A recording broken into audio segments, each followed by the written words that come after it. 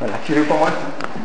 Donc, transition écologique du paludisme et implication thérapeutique. Ça veut dire quoi, transition écologique? C'est en fait que, lié à toutes les modifications du biotope, notamment en Afrique ou même en Asie, le paludisme lui-même est une maladie qui est en train d'évoluer dans son aspect, dans sa transmission. Et il faut en tenir compte pour les futurs aspects de traitement, d'épidémiologie bien sûr, mais aussi de traitement. Donc je vais vous parler désolé les diapos sont en anglais, je vais vous parler de qui est malade, puisque c'est la question qu'il faut se poser pour mener une étude.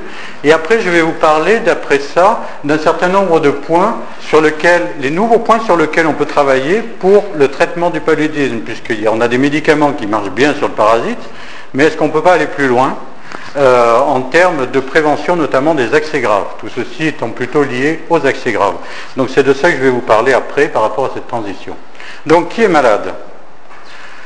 Je vous rappelle, paludisme grave, chez le petit enfant, donc c'est essentiellement le paludisme, ça va être de la fièvre, de la déshydratation et souvent des troubles métaboliques. Chez l'enfant un peu plus âgé, on va avoir des anémies sévères, des parasitémies qui vont être plus élevées, des pathologies cérébrales qui vont apparaître avec des plus focalisées.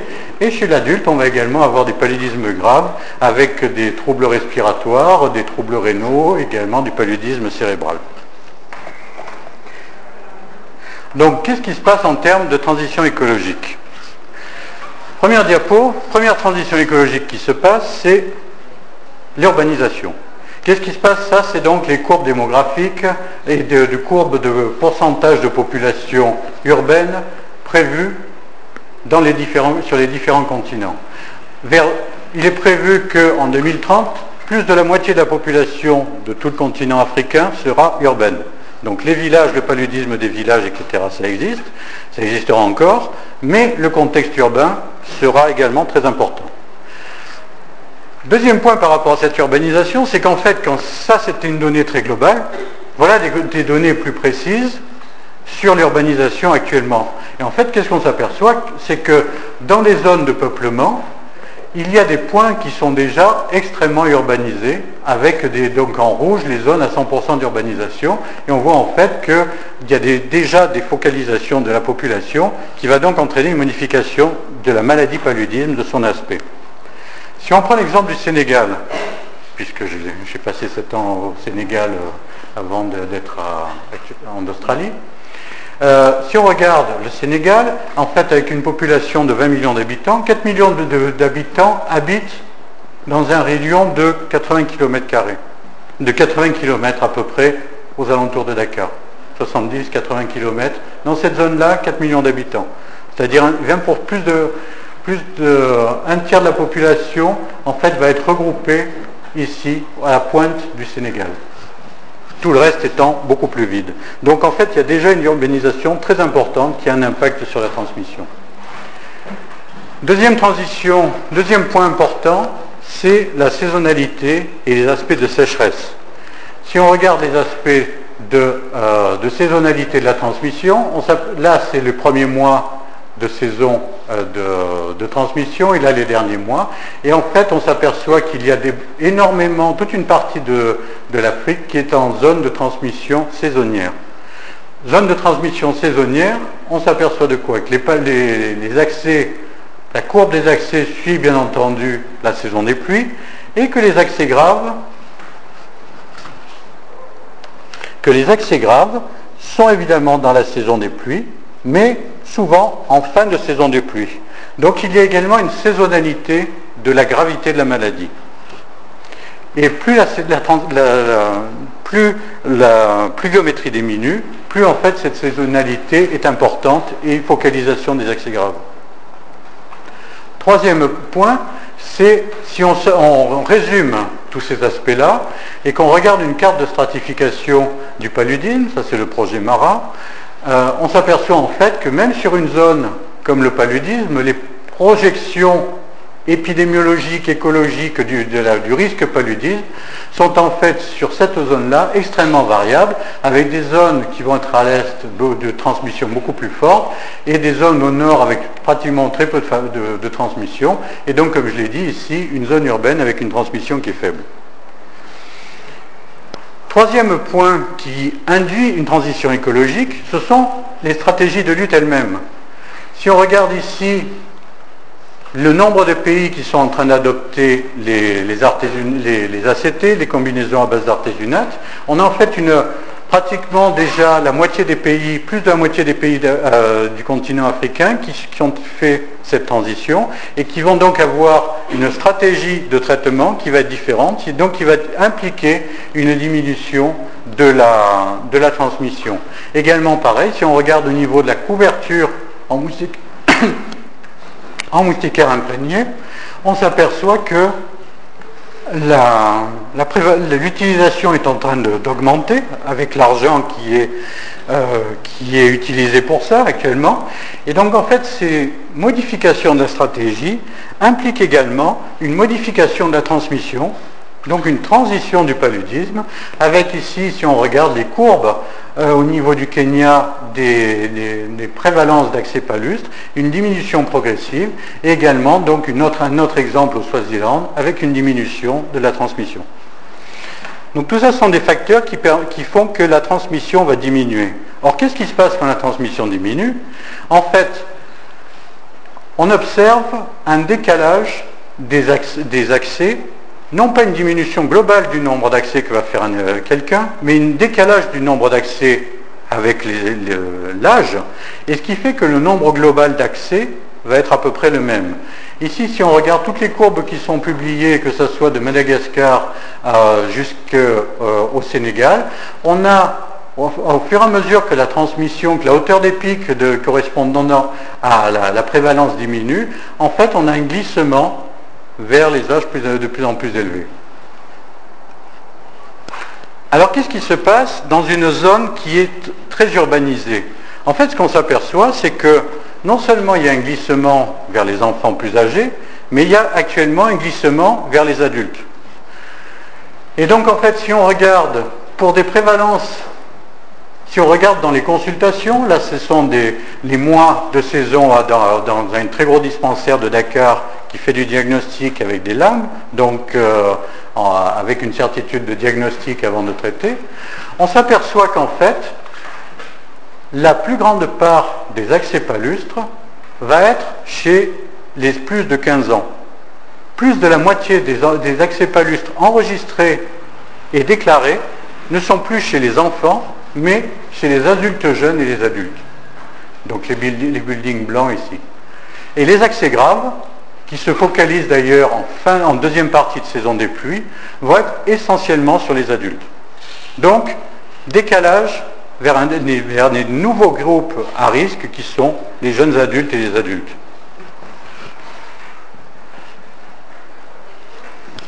On va passer le reste. Donc, la question se pose, est-ce que ça c'est toujours vrai? Est-ce que les accès palustres sont chez les enfants de moins de 5 ans? En fait, si on regarde les statistiques globales, on s'aperçoit, statistiques donc publiées dans les rapports OMS, on s'aperçoit que selon les différents pays, on a un passage, un ratio entre les plus de 5 ans, moins de 5 ans, qui s'inverse.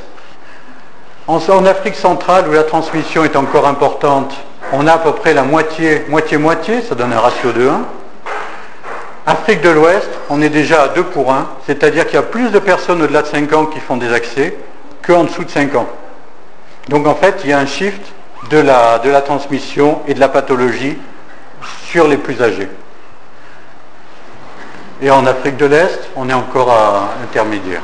Donc vous voyez en fait que le principe de dire ce sont les moins de 5 ans, eh ben, en Afrique, dans la grande majorité des pays africains, c'est plus tout à fait vrai et il faut regarder ailleurs.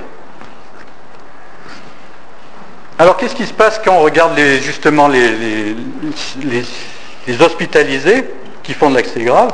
On s'aperçoit en fait que les facteurs qui interviennent dans cet accès grave, ça va être essentiellement un retard dans les accès palustres, un retard de traitement, c'est-à-dire que dans les dispensaires, les accès simples, en majorité, les gens vont consulter en première intention dans les moins de 4 jours, alors que ça, c'est toujours dans la zone de Dakar, toujours les données qu'on est en train de publier, alors qu'en fait, les accès graves, eux, consultent plus tard, et avec une utilisation de médicaments d'une manière informelle, par eux-mêmes, avant la consultation. Donc en pratique, ça veut dire que les gens prennent des médicaments, surtout les adultes jeunes ou les adultes, ils vont prendre des médicaments qu'ils ont achetés à droite à gauche, ils les prennent à des doses pas correctes, et en pratique, c'est eux qui vont se retrouver en accès grave. Alors que les plus petits, qui sont traités en général au dispensaire avec des bonnes doses, etc., eux, ils n'évoluent pas tellement vers l'accès grave, ils restent en accès simple. Au niveau des souches, c'est pareil. On s'aperçoit que chez ces accès graves, on a des souches qui sont plus mutées que ce soit pour DHFR. Pourquoi DHFR? Parce que qu'est-ce qu'on trouve facilement sur le trottoir? C'est l'ASP. Plus facilement que les artésunates et surtout moins cher.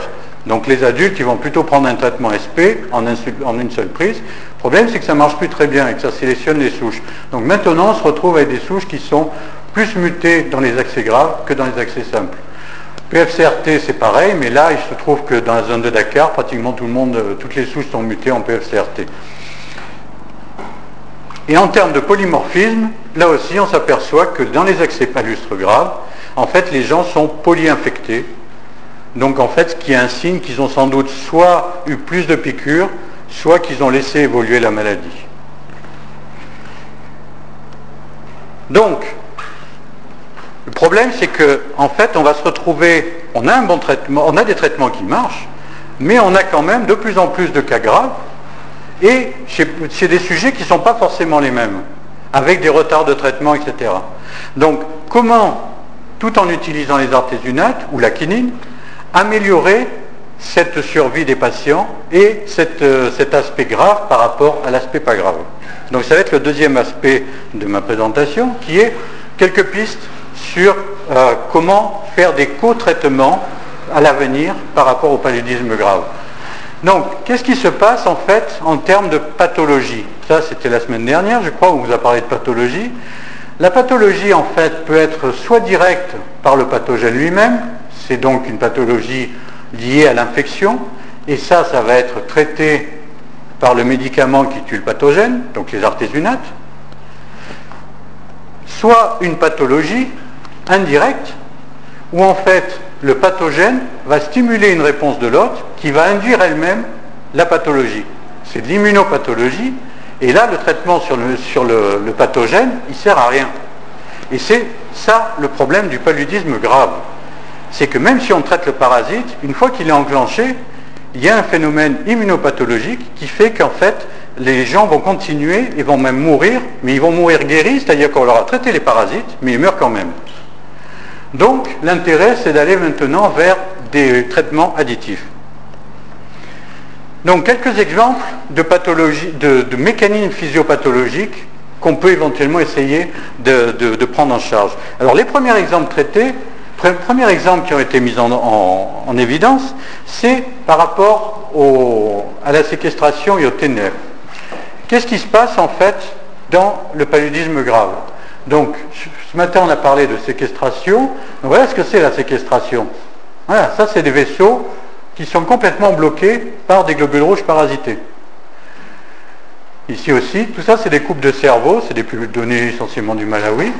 Coupe de cerveau, les vaisseaux sont totalement bloqués. Ils sont bloqués parce que le globule rouge parasité, comme on l'a dit, non seulement il peut se coller sur les endothéliums,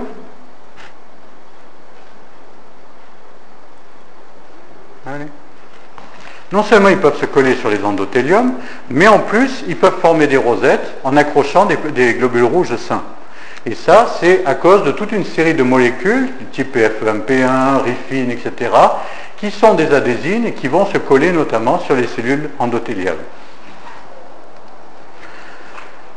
Donc en pratique, on a ici un problème d'obstruction, mais dans cette obstruction, on a également une inflammation et un œdème qui se fait autour, comme on le voit ici. Alors, qu'est-ce qui est impliqué dans cet œdème et cette inflammation? Quelles sont les cibles sur lesquelles on peut développer des traitements additifs? Donc voilà toutes les cellules, tous les acteurs, la cellule endothéliale, les différentes cellules de l'immunité.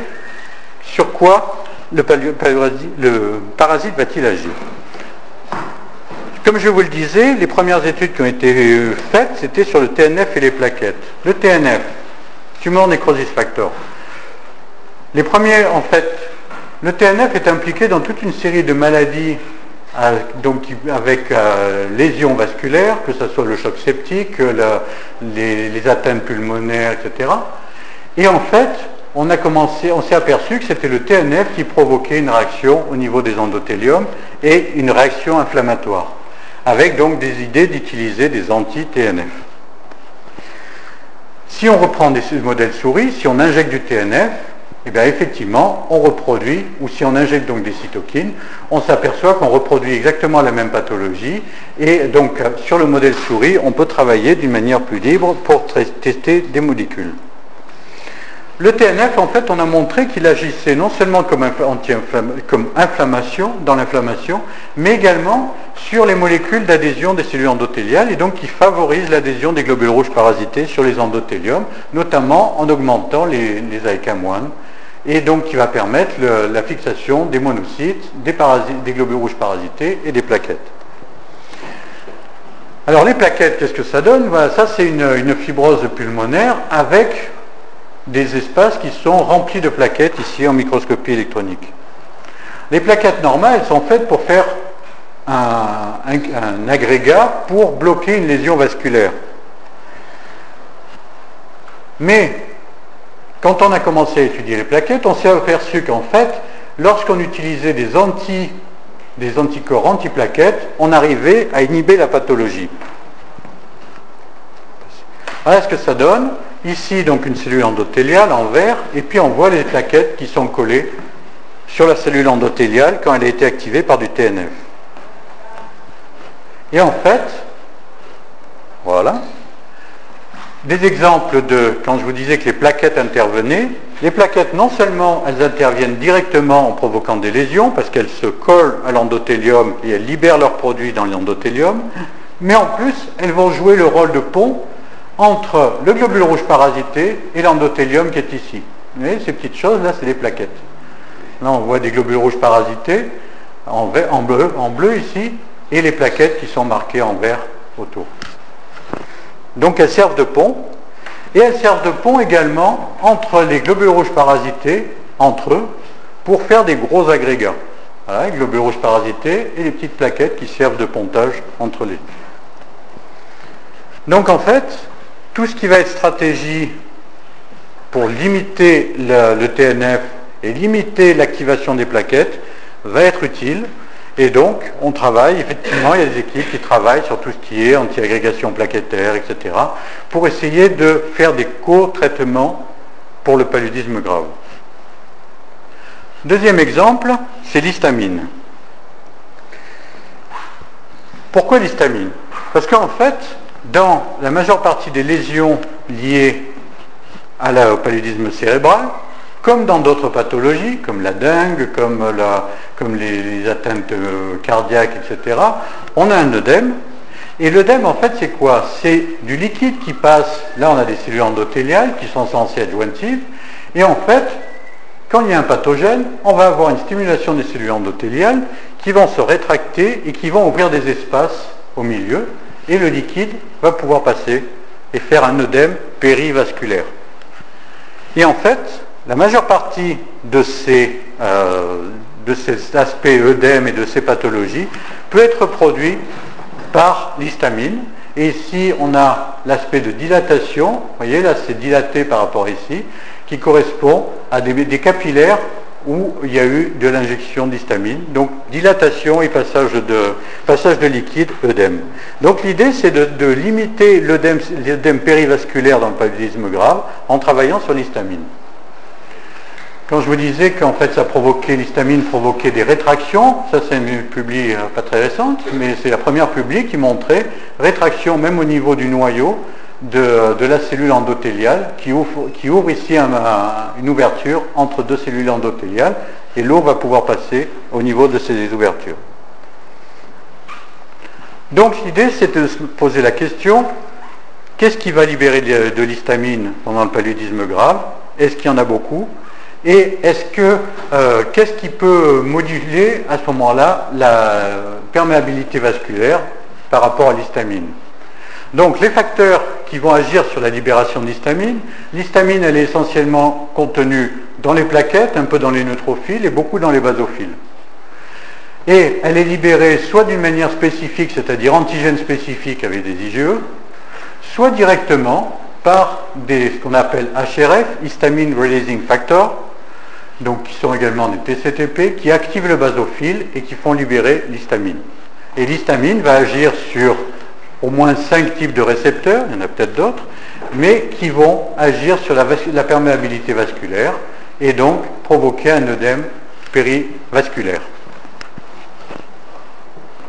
Alors pour regarder ça, en fait, on a commencé à travailler au Sénégal sur l'aspect allergie, toujours dans la même zone, qui est une zone de transmission sèche, dans un village qui est à peu près à 80 km de Dakar, où la transmission est saisonnière. Et en fait, ce qu'on a fait, c'est qu'on a regardé qu'est-ce qui se passe au niveau de l'allergie en faisant des études régulières chez la même population de villageois pendant la saison sèche, pendant la saison des pluies. Et ça pendant 2 années successives, en faisant à chaque fois soit des activations de basophiles, soit des dosages d'IgE. En fait, ce qu'on s'aperçoit, c'est que la première constatation, c'est qu'en fait, contrairement à ce qu'on considère beaucoup, c'est-à-dire que les enfants ont plus d'IgE, beaucoup d'allergies à cause des augmentes, etc. En fait, quand on regarde une population générale comme ça de villageois, on n'a pas une grande différence de taux d'IgE. Au contraire, on en a même plus un peu plus chez les adultes par rapport aux enfants. Et même en termes de pourcentage qui ont des forts taux d'IgE, en fait, c'est pareil, il n'y a pas de différence par rapport à l'âge, alors qu'on s'attendait à trouver ça chez les petits. Mais non, pas du tout. Les adultes aussi ont beaucoup d'IgE. Donc, on est toujours sur la piste, pourquoi est-ce que les adultes, maintenant, font des accès graves? Et également, on s'est aperçu qu'il y avait pas mal de porteurs d'IgE anti-palu. Ça, c'était des IgE totales, les IgE anti-palu également. Et la deuxième, donc, première chose, pas de différence selon l'âge. Stabilité et le deuxième élément, c'est qu'en fait, quand on prend un même individu plusieurs fois successives, même sur 2 ans, en fait, ils ont des taux qui sont à peu près constants d'IgE au total. Les gens qui sont élevés en IgE vont rester élevés, les gens qui sont bas vont rester bas. Donc c'est toujours sur la piste éventuellement d'une prédisposition à faire quelque chose de plus grave si on stimule les IgE, s'il y a une activation par les IgE. Alors est-ce qu'il y a des données sur l'IgE dans le paludisme? Oui. Quand on fait des coupes de cerveau, on s'aperçoit que sur les capillaires, le long des capillaires en fait cérébraux de gens décédés, notamment d'enfants décédés par paludisme grave, on a des dépôts d'IgE qui indiquent effectivement que les IgE pourraient être importantes dans la pathologie liée au paludisme grave. On va passer l'anti-IgE à côté. Deuxième élément, c'est les basophiles.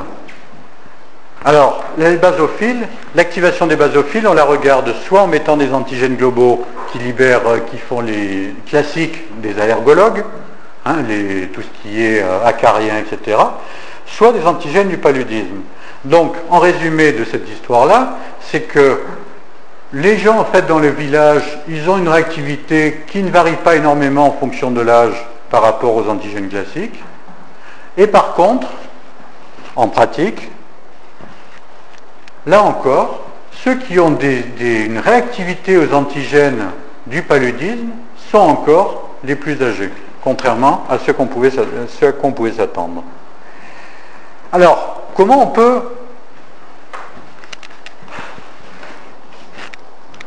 Juste un détail, c'est que la réactivité ici en jaune, donc on voit que la réactivité du paludisme, sur des antigènes du paludisme, c'est-à-dire des membranes de globules rouges parasités ou de l'hémozoïne, est à peu près constante avec les groupes d'âge.